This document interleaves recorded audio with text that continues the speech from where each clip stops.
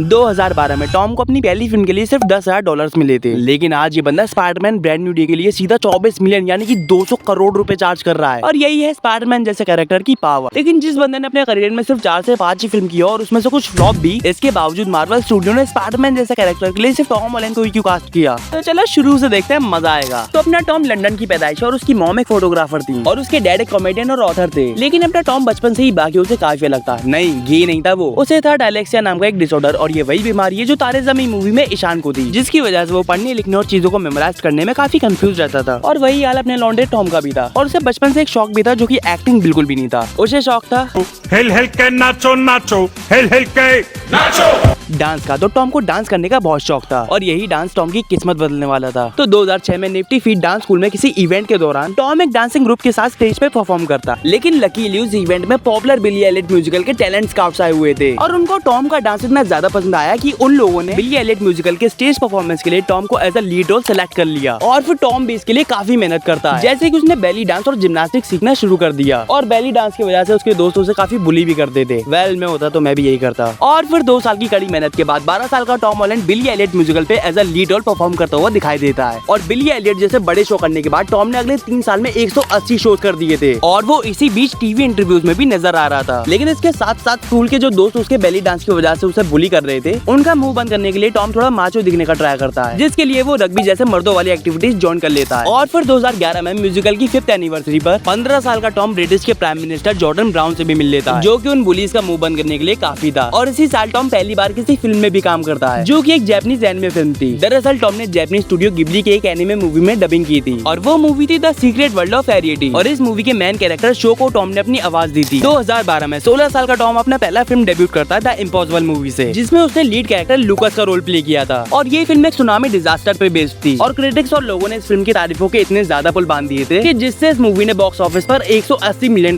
का world wide collection किया था। और टॉम की एक्टिंग को भी इस मूवी में काफी पसंद किया गया था और इस मूवी की वजह से टॉम को 18 अवार्ड नॉमिनीज मिले थे, जिसमें से उसने 8 अपने नाम की। और बस यहीं से टॉम के लिए हॉलीवुड के दरवाजे खुल जाते हैं। फिर फाइनली 2015 में टॉम को एक एडवेंचरस फिल्म में काम करने का मौका मिलता है, जिसका नाम था in the heart of sea, जिसमें टॉम ने एक young cabin boy Thomas Nicholson का रोल प्ले किया था। और इस मूवी में टॉम के साथ थे अपने थॉर भैया क्रिस हेम्सवर्थ और सिलियन मर्फी। और स्टोरी एक ऐसे व्हेलिंग शिप की थी जिसपे एक जायंट व्हेल अटैक कर देती है, जिससे कि वो पूरी शिप समुद्र के बीच में ही टूट जाती है और बचे हुए क्रू मेंबर्स को समुद्र के बीच में ही बोट्स पे महीनों तक सर्वाइव करना पड़ता है। और इस मूवी के शूट से पहले एक्टर्स को व्हेलिंग, सेलिंग और रोइंग सिखाई गई थी और उनको सिर्फ 500 से 600 कैलोरीज का स्ट्रिक्ट डाइट फॉलो करने को कहा था, जिससे कि वो कमजोर दिखे और परफॉर्मेंस रियल लगे। और फिल्म का आधा पार्ट तो खुले समुद्र में शूट किया गया था, जिससे कि टॉम को सी सिकनेस और सनबर्न जैसी मुश्किलों का सामना करना पड़ा था। और फिर इतनी मेहनत करने के बाद आखिरकार ये फिल्म बॉक्स ऑफिस पे फ्लॉप हो जाती है, क्योंकि जिस साल ये फिल्म रिलीज हुई थी उसी साल मार्वल और सोनी ने अनाउंस किया था कि वो स्पाइडरमैन के रोल के लिए फिर से कास्टिंग कर रहे हैं। फिर टॉम को जैसे ये बात पता चलती है, वो डिसाइड करता है कि वो इस रोल के लिए ऑडिशन जरूर देगा, क्योंकि वो ये बात काफी अच्छे से जानता था कि अगर कोई बंदा स्पाइडरमैन जैसे कैरेक्टर का रोल प्ले करता है तो वो दुनिया भर में इंसेन लेवल का फेम पा सकता है। फिर टॉम पूरे जोश के साथ मौके पे चौका मारने पहुंच जाता है ऑडिशन देने। लेकिन जब वो वहाँ पे पहुंचता है उसका जोश बेहोश हो जाता है, क्योंकि वहाँ पे 100-200 नहीं बल्कि 1500 से भी ज्यादा लोग स्पाइडरमैन के रोल के लिए लाइन में लगे थे और टॉम को उन 1500 लोगों से इस रोल के लिए कॉम्पीट करना था। फिर भी टॉम कैसे न कैसे करके कई सारे राउंड्स को पास करके फाइनल्स में पहुंच जाता है। और इस ऑडिशन में टॉम की चाइल्डहुड जिम्नास्टिक ट्रेनिंग उसके बहुत काम आती है। उसने ऑडिशन में बैकफ्लिप और बाकी स्टंट्स करके जजेस को अपनी फ्लेक्सिबिलिटी दिखाई, जो कि पीटर पार्कर के रोल के लिए परफेक्ट थी। लेकिन मार्वल और सोनी का ऑडिशन प्रोसेस इजी थोड़ी होते हैं। उन्होंने मल्टीपल राउंड्स के बाद भी एक स्पेशल टेस्ट ऐसा रखा था जिसमें टॉम को स्क्रीन टेस्ट करना था रॉबर्ट डाउनी जूनियर एके टोनी स्टार्क के साथ। लेकिन यहाँ मजेदार बात ये थी कि रॉबर्ट ऑडिशन के दौरान टॉम को थोड़ा इम्प्रोवाइज करके उसे कंफ्यूज कर रहे थे और उन दोनों की यही केमिस्ट्री कास्टिंग डायरेक्टर्स को काफी पसंद आती है। लेकिन फिर भी एक प्रॉब्लम थी, मार्वल और सोनी के डिसीजन मेकर ये सोच रहे थे कि टॉम अभी काफी यंग है और पिछले जितने भी स्पाइडरमैन एक्टर थे वो कम से कम 25 साल से ऊपर के थे और टॉम सिर्फ 19 साल का था, जो कि काफी रिस्की था और इसीलिए उन्हें डिसीजन लेने में टाइम लग रहा था। और फिर एक दिन टॉम अपना फोन यूज कर रहा था और तभी उसे मार्वल की एक इंस्टाग्राम पोस्ट दिखाई देती है और उस पे लिखा था कि हमारे न्यू स्पाइडरमैन के बारे में जानने के लिए वेबसाइट पर जाएं। और टॉम सोच रहा था कि शायद उसका सिलेक्शन नहीं हुआ और फिर वो फ्रस्ट्रेट होकर उस लिंक को ओपन करता है, जिसके बाद वो पूरी तरह से शॉक्ड हो जाता है। वेबसाइट के पेज पे लिखा हुआ होता है we want to introduce a new Spiderman Tom Holland. और इस चीज को देखने के बाद बंदे ने खुशी के मारे अपना फोन ही हवा में फेंक दिया। और जब उसके हेटर्स को ये बात पता चलती है कि टॉम को स्पाइडरमैन के रोल के लिए कास्ट कर लिया गया है, तो पता नहीं उनके कहाँ के बाल जले होंगे, वो तो वही जाने। और जब Captain America Civil War release हुई थी, तब टॉम की परफॉर्मेंस और स्टंट्स देख के लोग भी कह रहे थे कि ये बंदा स्पाइडरमैन के रोल के लिए बेस्ट चॉइस है। और सिविल वॉर के 1 साल बाद टॉम की पहली सोलो स्पाइडरमैन मूवी रिलीज होती है, जिसका नाम था स्पाइडरमैन होमकमिंग। और इस मूवी में टॉम ने पीटर पार्कर के कैरेक्टर को काफी रिलेटेबल और फनी अंदाज में पोर्ट्रे किया था। लेकिन इस स्पाइडरमैन मूवी में हमें वो देखने को मिला जो कि बाकी स्पाइडरमैन मूवीज में नहीं था, और वो था स्पाइडरमैन और आयरन मैन की केमिस्ट्री, जो कि लोगों को गुरु चेले और बाप बेटे वाली वाइब दे रहा था। और 175 मिलियन डॉलर्स में बनी फिल्म बॉक्स ऑफिस पे 880 मिलियन डॉलर्स का बिजनेस कर जाती है। और इस मूवी के बाद टॉम ने अपने इस रोल को अवेंजर्स इन्फिनिटी वॉर और एंड गेम में भी कंटिन्यू किया। और 2021 में स्पाइडरमैन होमकमिंग का एक सीक्वल भी रिलीज होता है, जिसका नाम था स्पाइडरमैन फार फ्रॉम होम। और ये फिल्म भी ब्लॉकबस्टर साबित होती है। लेकिन अभी भी कुछ लोग टॉम हॉलैंड वाले स्पाइडरमैन को नहीं अपना पा रहे थे, क्योंकि वो अभी भी बस एक ही नारे लगा रहे थे, no one can beat Andrew और टोबी मैगवायर स्पाइडरमैन। लेकिन उन लोगों की बोलती बंद होती है 2023 में, जब हमें स्पाइडरमैन नो वे होम में तीनों के तीनों स्पाइडरमैन एक साथ दिखाए जाते हैं। और इन तीनों को एक साथ देखकर लोग ये भूल ही गए थे कि कौन सा स्पाइडरमैन बेस्ट है और कौन सा नहीं। तीनों स्पाइडरमैन अपने अपनी पर्सनैलिटी के हिसाब से परफेक्ट थे। और अब लोग भी ये समझ गए थे कि मार्वल ने टॉम हॉलैंड को ही क्यों स्पाइडरमैन के रोल के लिए कास्ट किया था। और टॉम स्पाइडरमैन के अलावा भी कई सारे चैलेंजिंग रोल्स प्ले कर चुका है, जिसमें टॉम की एक्टिंग स्किल्स ने साबित कर दिया था कि वो कितना वर्सेटाइल एक्टर है। और 2026 में इस बंदे की 2 सबसे बड़ी मूवी आने वाली हैं। एक तो है स्पाइडरमैन ब्रांड न्यू डे, जिसके सिर्फ कॉस्ट्यूम रिवील नहीं पूरे इंटरनेट को हिला कर रख दिया था। और एक है क्रिस्टोफर नोलन की ओडेसी, जिसमें टॉम काफी इंपॉर्टेंट रोल प्ले करने वाला है। तो यहाँ तक वीडियो देख रहे हो तो सब्सक्राइब तो करके चले ही जाना, और साथ में हाइप भी कर देना, क्योंकि सुना है कि उससे वीडियो की रीच बढ़ती है। तो चलो मिलते हैं किसी और वीडियो में, तब तक के लिए